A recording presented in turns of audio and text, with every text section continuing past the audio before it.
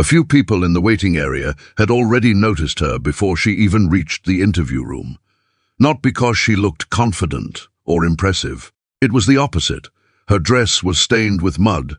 One sleeve had a small tear near the wrist. Her shoes were worn down at the edges, and the canvas bag hanging from her shoulder looked like it had survived years of hard use. Someone whispered. Another person chuckled. By the time the young woman stepped into the civil service interview hall, several candidates had already decided she didn't belong there. If you believe in kindness and second chances, please like, comment, share, and subscribe to Kindness Corner. The young woman's name was Talia Mercer. She was 26 and had traveled nearly 12 hours by bus from a small mountain town called Briar Creek. The weather had turned terrible that morning. Heavy rain flooded part of the highway, and one of the buses broke down.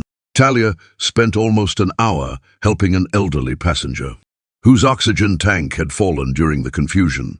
By the time she reached the city, she was soaked, exhausted, and late. She barely had enough money for the trip. For 3 years, Talia had worked at a public library while studying at night. Her father had suffered a stroke 2 years earlier, leaving him unable to work.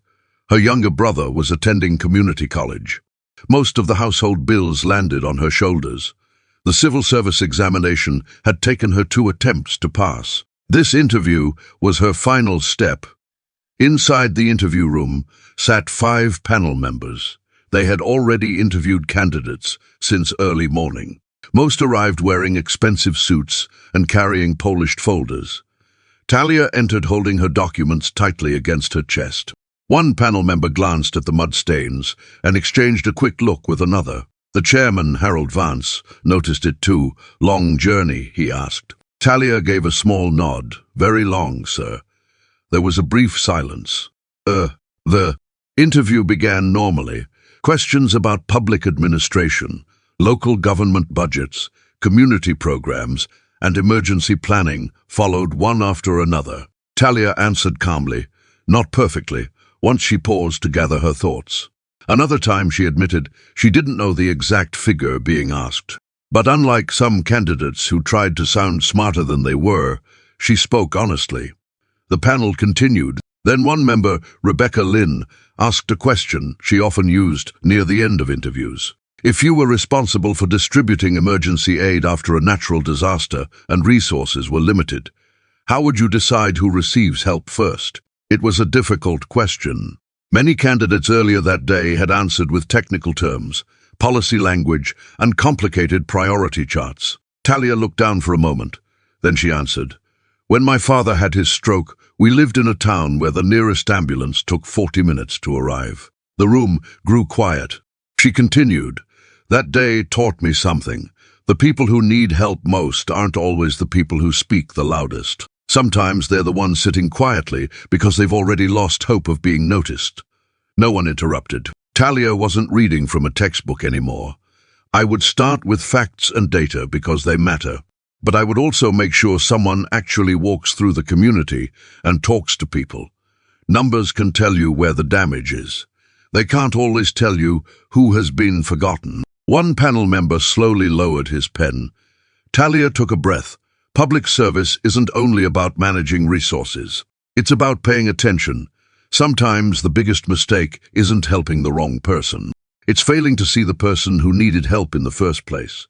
The room became completely still. Nobody laughed. Nobody wrote anything. For several seconds, the interview panel simply sat there. Not because the answer was dramatic, because it sounded real.